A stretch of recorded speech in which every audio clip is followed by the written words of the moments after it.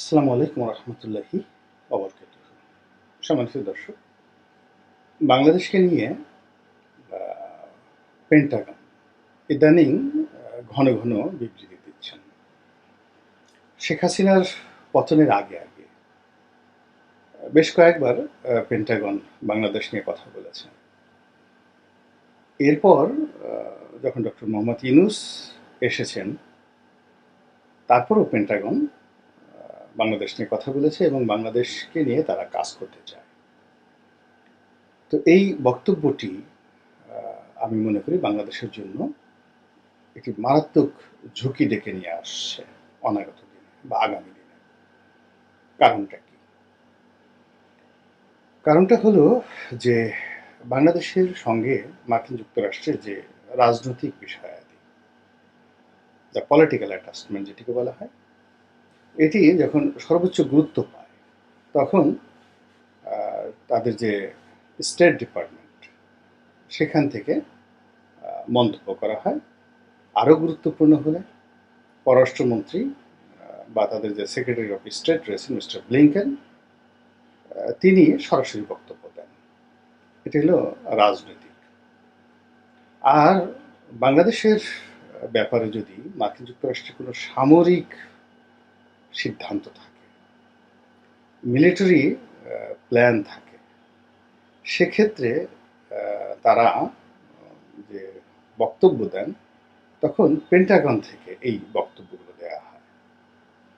মিলিটারির কতগুলো বিষয়াদি থাকে। আমি মার্কিন যুক্তরাষ্ট্রে কাজ করেছি স্থানীয় সরকারের উপর। তো স্থানীয় সরকারের কাজ করতে গিয়ে তাদের যে সোশ্যাল সিকিউরিটি, সামাজিক নিরাপত্তা, আন্তর্জাতিক নিরাপত্তা, এই বিষয়গুলো কিছুটা হলে আমার দেখার সুযোগ হয়েছে। তো যেটি দেখেছি সেটি হলো যে যখন বিদেশি কোনো রাষ্ট্রের সঙ্গে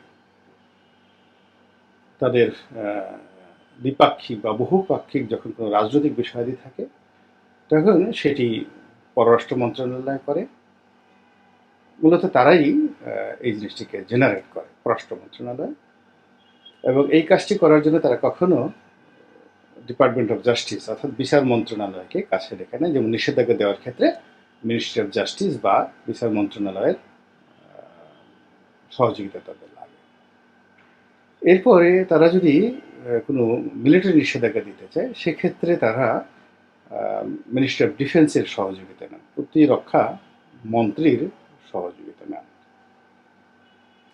কিন্তু যখন কোনো অপারেশনের বিষয়, মিলিটারি অপারেশনের বিষয় যাকে বলা হয় সিদ্ধান্ত নেন, তখন সরাসরি পেন্টাগনের সামরিক কর্মকর্তারা কাজ করেন operation, in terms of operation. এবং এখানে সেই আমাদের বাংলাদেশের যে অঞ্চল, সেই অঞ্চলটি যেটিকে বলা হয় প্যাসিফিক কমান্ড, প্রশান্ত মহাসাগরীয় কমান্ড, এই বিভাগটি তদারক করে। তো প্যাসিফিক কমান্ডের যিনি প্রধান, তিনি এই অপারেশন একেবারে সরাসরি মিলিটারি অপারেশন, মিলিটারি স্ট্র্যাটেজি, এই সকল বিষয় নিয়ে সরাসরি কথা বলেন।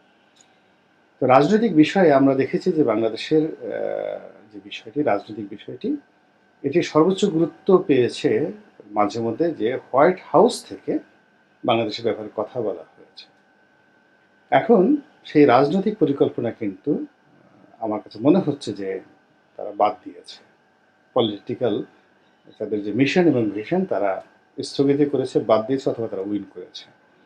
এর ফলে পররাষ্ট্র মন্ত্রণালয় থেকে, মিস্টার ব্লিংকেনের অফিস থেকে কিংবা হোয়াইট হাউস থেকে বক্তব্য দেওয়া হচ্ছে না, এবং পেন্টাগন থেকে বক্তব্য দেওয়া হচ্ছে। ফলে পেন্টাগন থেকে যেহেতু বক্তব্য দেওয়া হচ্ছে, বাংলাদেশের এই অঞ্চলটিকে তারা এখন সামরিক দিক থেকে গুরুত্বপূর্ণ বিবেচনা করছে এবং এখানে তাদের সামরিক স্বার্থ রয়েছে। তো তাদের সামরিক সে স্বার্থটা কি? আমরা দীর্ঘদিন থেকে যেটি জানি যে তাদের এখানে একটা জোট রয়েছে, ইন্দো প্যাসিফিক জোট। প্রশান্ত মহাসাগর থেকে যে স্রোতধারাটি, জলপথটি ভারত মহাসাগরে এসেছে, এবং ভারত মহাসাগরের থেকে যে অংশটি বঙ্গোপসাগরে এসেছে, এই অঞ্চলের যে নৌ রুট, নৌ বাণিজ্য, এবং একই সঙ্গে এই অঞ্চলে যে সামরিক যানবাহনের যে চলাচল, সেটি এই বঙ্গোপসাগরের এখান থেকে চীন সাগর, চীনের আবার দুটো উত্তর চীন সাগর, দক্ষিণ চীন সাগর, এরপরে এখান থেকে ভারত মহাসাগরের যে অংশটি ইন্দোনেশিয়া চলে গেছে, মালাক্কা প্রণালী, সেই মালাক্কা প্রণালী, এই পুরো রুটটির উপর যেন আমেরিকার স্বার্থ বিরোধী কোনো শক্তি সামরিক সক্ষমতা অর্জন করতে না পারে। এজন্য তারা এই ইন্দো প্যাসিফিক যে একটা চুক্তি, যেটিকে আবার কেউ কেউ কোয়াড হিসেবে বর্ণনা করছেন, তো সেই চুক্তিতে বাংলাদেশকে অন্তর্ভুক্ত করার জন্য তারা দীর্ঘদিন যাবৎ চেষ্টা করছে, এবং এই ইন্দো প্যাসিফিক যে তাদের যে চুক্তি, এই চুক্তিতে তাদের অন্যতম সঙ্গী হলো ভারত, দিল্লি। আর এই চুক্তির প্রতিপক্ষ হলো চীন। চীনের ক্রমাগত প্রেসারে শেখ হাসিনা কিন্তু এই চুক্তিতে অন্তর্ভুক্ত হতে পারেনি বা কোয়াডে যোগদান করতে পারেনি। দিল্লি চেষ্টা করেছে, আমেরিকা চেষ্টা করেছে, এবং সেটা যদি শেখ হাসিনা করতে পারতেন তাহলে এখন তার অবস্থা কি হতো আমরা সেটা বলতে পারি না। তো যাই হোক, এখন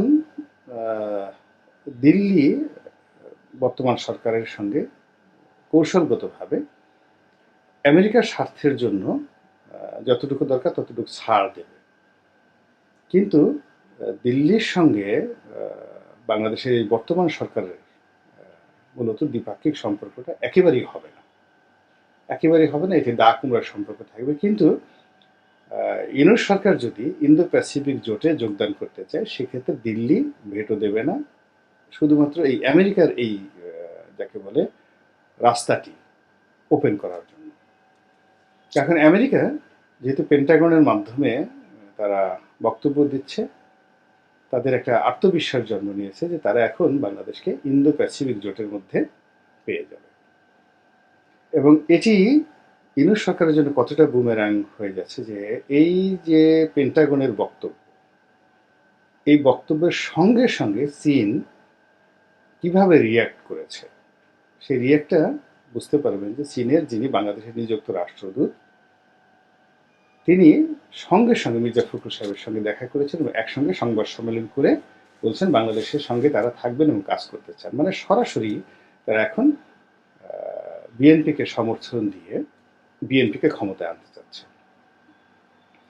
এবং চীন যদি এখানে ইনফ্লুয়েন্স করে, দুইভাবে অর্থনৈতিকভাবে ইনফ্লুয়েন্স করে, এই কারণ হলো এই মুহূর্তে বাংলাদেশের জন্য যে অন্তত $10 বিলিয়ন যে প্যাকেজ দরকার ইমিডিয়েটলি বেল আউট এর জন্য, এটি আমরা যতই বলি না কেন, ডক্টর ইউনূস IMF থেকে, বিশ্ব ব্যাংক থেকে বৈঠক করতে পারবেন, কিন্তু ইমিডিয়েটলি $10 বিলিয়ন বাজেটারি সাপোর্ট হিসেবে তিনি পাবেন না। হয়তো প্রকল্প সহযোগিতা অনুযায়ী তিনি এটি পাবেন, কিন্তু তার জন্য তাকে অনেক শর্ত পূর্ণ করতে হবে।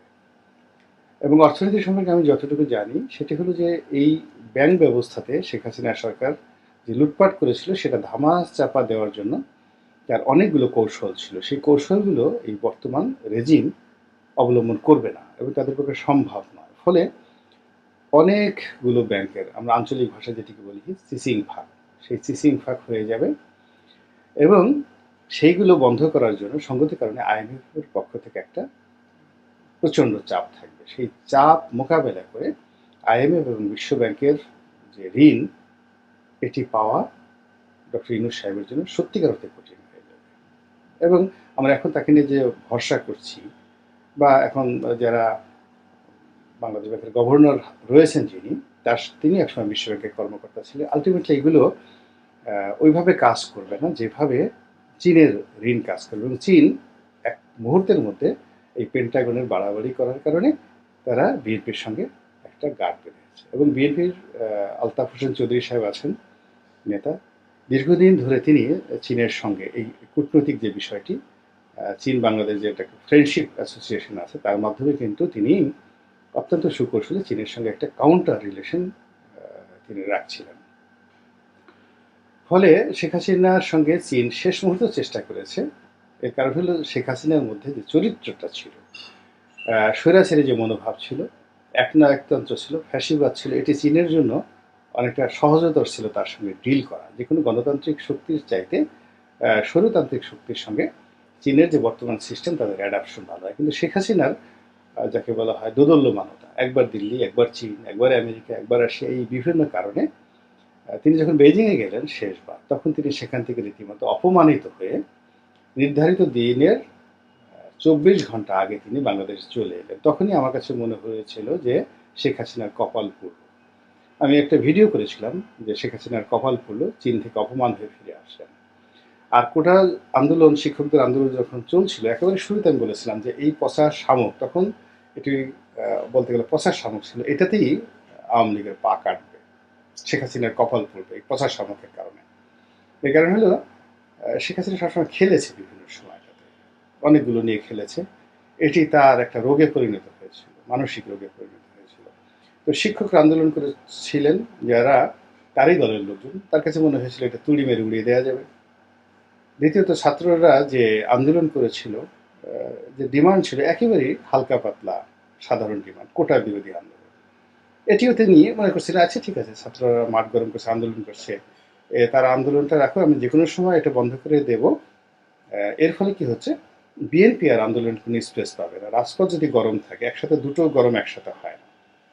তো বিএনপিকে মূলত স্পেস না দেওয়ার জন্য ছাত্ররা আন্দোলন করুক, আরও কয়েকদিন আন্দোলন করুক, এটাকে নিয়ে তিনি একটা স্পেস দেওয়ার চেষ্টা করেছেন, তুচ্ছ তাচ্ছিল্য করেছেন। কিন্তু এই বিষয়টি তার জন্য এতটা মারাত্মক আকার ধারণ করে, যখন তিনি সিদ্ধান্ত নিলেন তখন আর সমাধানের পথ ছিল না।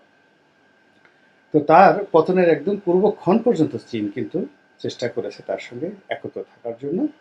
কিন্তু যেই মুহূর্তে হাসিনার পতন হয়েছে, অমনি যখন পেন্টাগন একেবারে লাফিয়ে পড়েছে এবং ইউনূসের বান্ধব হিসেবে যখন আমেরিকা একেবারে ঝাঁপিয়ে পড়েছে, ঠিক সেই সময়টিতে চীন বিএনপির সঙ্গে বৈঠক করে তাদের যে ঐতিহাসিক সম্পর্ক, আপনারা জানেন যে জিয়াউর রহমান সাহেব যখন ক্ষমতায় এলেন বঙ্গবন্ধু হত্যাকাণ্ডের পর, তখন চীন এই প্রথম কিন্তু বাংলাদেশকে স্বীকৃতি দিয়েছিল এবং তখন থেকে চীনের সঙ্গে বিএনপির যে সম্পর্ক, এটা এরকম ভারতের সঙ্গে আওয়ামী লীগের যেরকম সম্পর্ক, তার চাইতো চীন এবং সৌদি আরব, পাকিস্তান, এই তিনটি দেশের সঙ্গে বিএনপির একটা ঐতিহাসিক সম্পর্ক রয়েছে।